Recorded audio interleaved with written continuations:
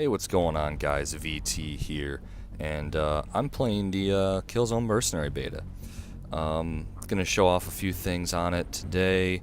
Not any gameplay right now, just because I want you all to experience for yourself. Don't want to show off anything or say anything while I'm playing that might ruin it for the newcomers that are coming in on Tuesday, being tomorrow.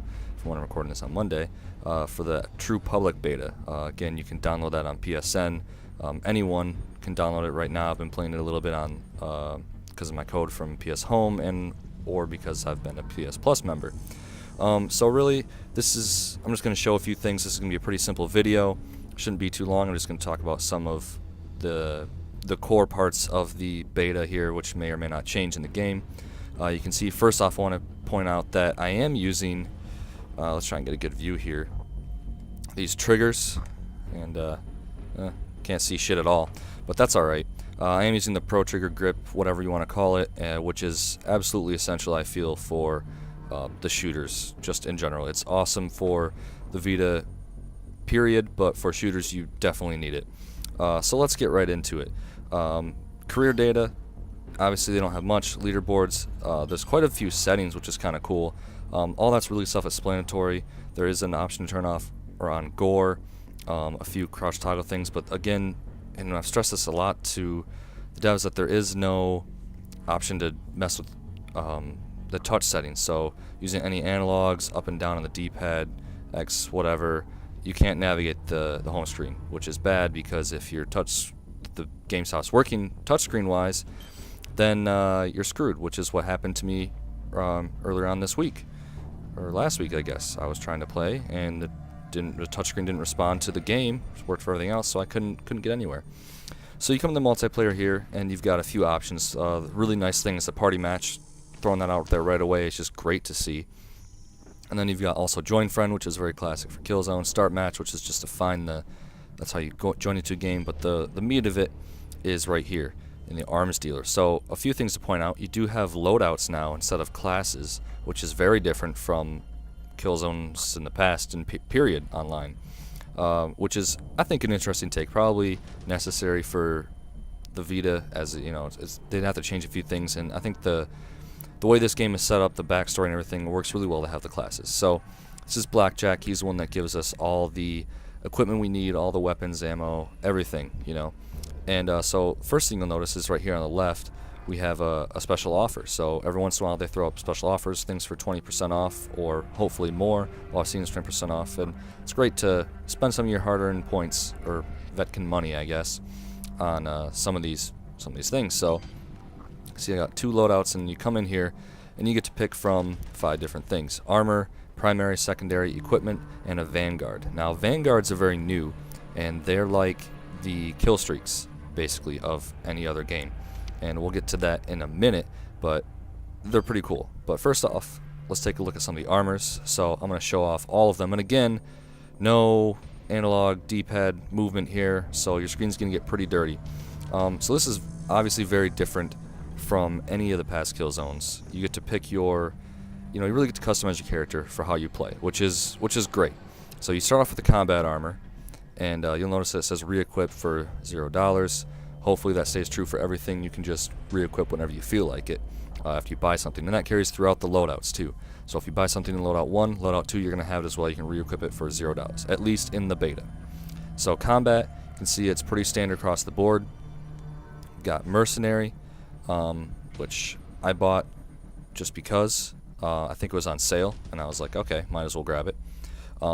Also because there's little things down here, which this one says specialized armor modified to transmit live combat data. Ooh, increases the Vetkin payment for kills, so you get more cash for kills, which is great.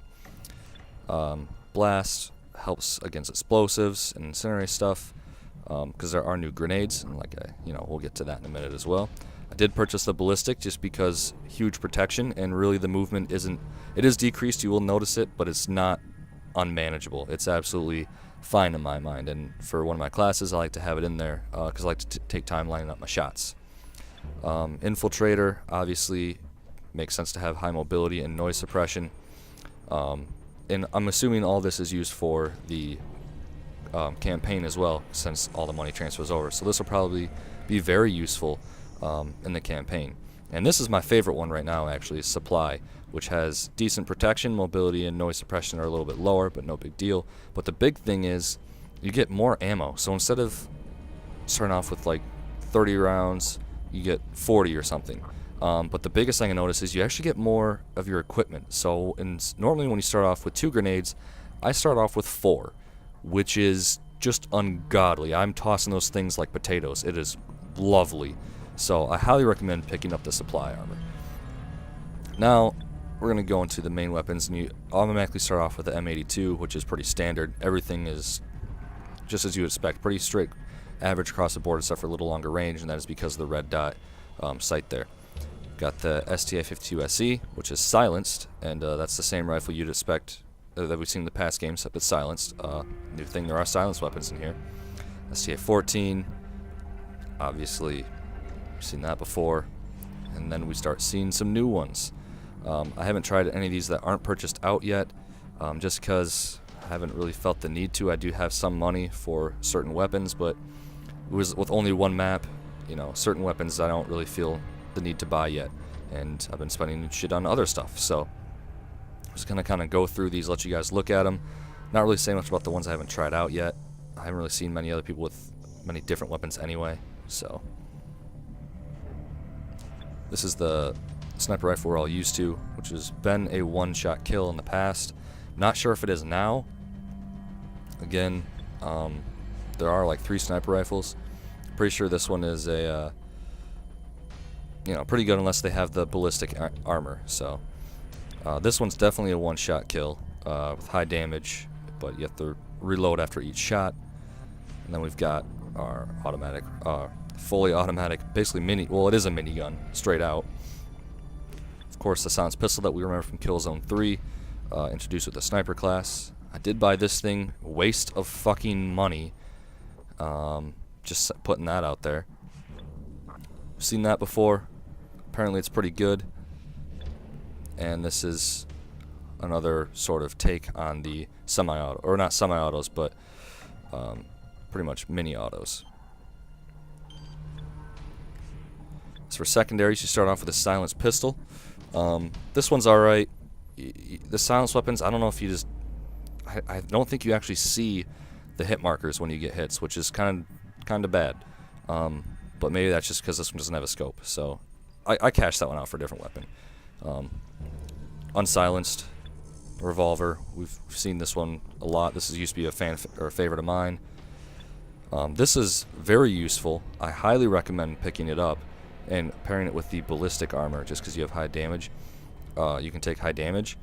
But this is a tranquilizer dart, or tranquilizer pistol. So you get 3 shots with it, and with one of the modes where you have to interrogate people, works excellent. One shot will down them, but not kill them, and you can interrogate them. It's absolutely perfect, but again, you need to take time to line up your shots, so work on that. This is the shotgun that we're all used to, LS13. It sucks. I've used it a few times, and yeah, I thought it was me. It's not. It's awful. Really, definitely nerfed, especially compared to the other weapons with the low bullet damage in this game and everything going along with that. Yeah, but I'll leave that up to you guys. I won't talk too much about that. We've seen this before, the shotgun pistol. This thing's a beast.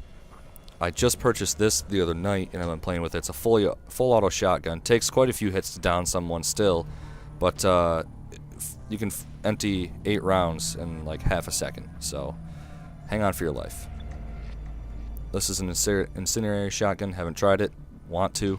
And we get with sort of our explosive weapons. So I've added a few more rocket launchers here, which is fine because of it goes along with the kill streaks grenade launcher.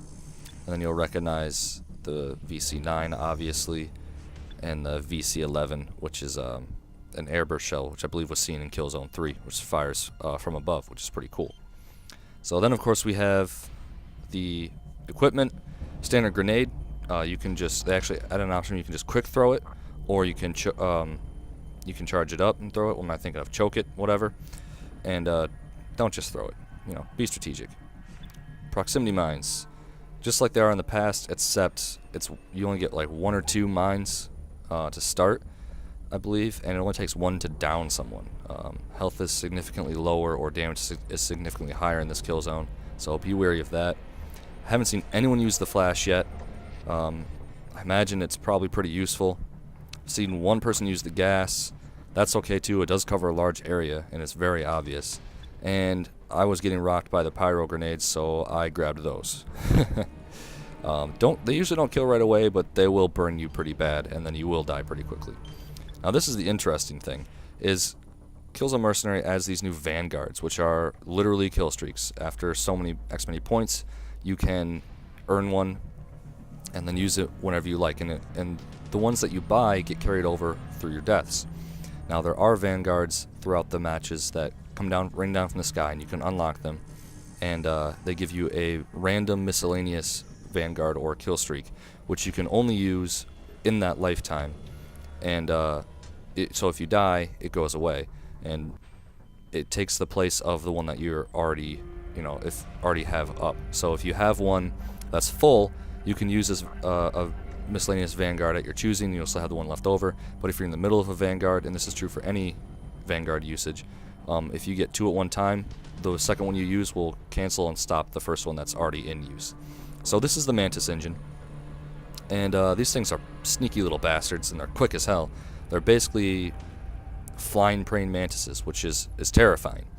But what they do is they're supposed to be stealthy, yet you can still see them on the radar most of the time as they're flying around. They're pretty small, and you hone someone in on the reticle, and as long as it's red, it will run over to them and spike them through the head.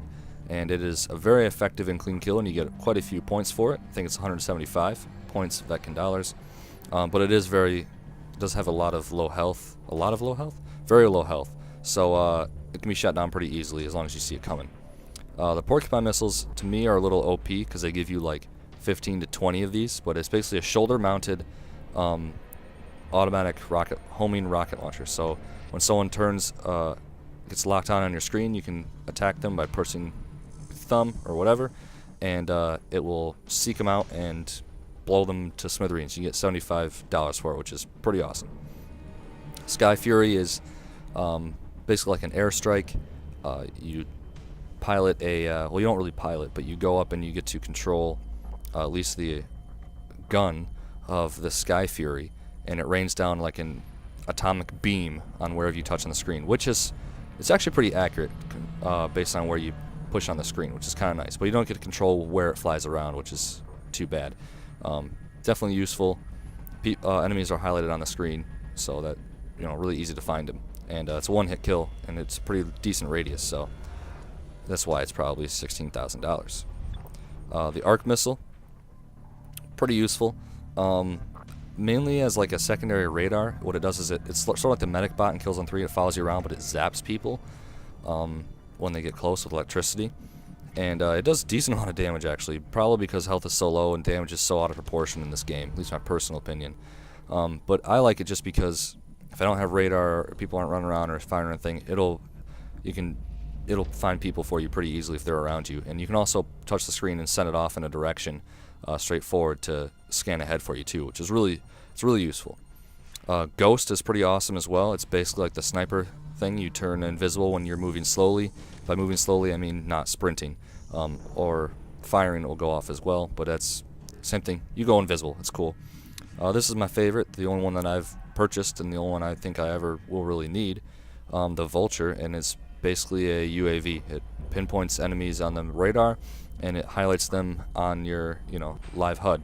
So as you're walking around, you'll see enemies all through the map highlighted in red no matter where they are, and it lasts for a long time. Clearly, like, it was one of the cheaper ones and definitely one of the better ones to get. This is the X3 jammer. Exactly what you think it is. It jams the radar of your enemies. That's about it. Should be about $200, not $7,500. And the Carapace, which is just a forward-mounted shield that follows you around. It will disappear when you're shooting, but other than that, it is pretty useful. It does come out fairly quickly, but if you're right and about to fight someone, you might lose just because, again, it might go away before you get it out, and then you might lose it afterwards too because it might still count it. But again, like the health and the damage output in this Killzone Mercenary is definitely different than it has been in the past. So whenever I get these, if I think I'm about to get in a fight, I send it out before I know I'm about to. And it's kind of cool. There's a little demo option down here. You can watch and listen to everything that's going on before you buy it, so you can see that. And it always does confirm you too, because sometimes when you scroll through here, you might accidentally hit it, and you're like, oh, I don't want to buy that with what little money I have. So there you pretty much have it. That's all there really is to see right now in the beta. I'm not sure if that's all the weapons or equipment or Vanguards that will be available in the full game. I imagine it will be, just because there's quite a few in here. I will be throwing up more footage of the beta, possibly, definitely of the game. So keep an eye out for that. If you want to play with me, we'll see. I'm busy. Whatever. I haven't really tried the party system at all in the beta. I imagine it's so-so, like it has been in the past with Killzone games, until the full game gets fixed. So, nonetheless, something to try, something to look forward to.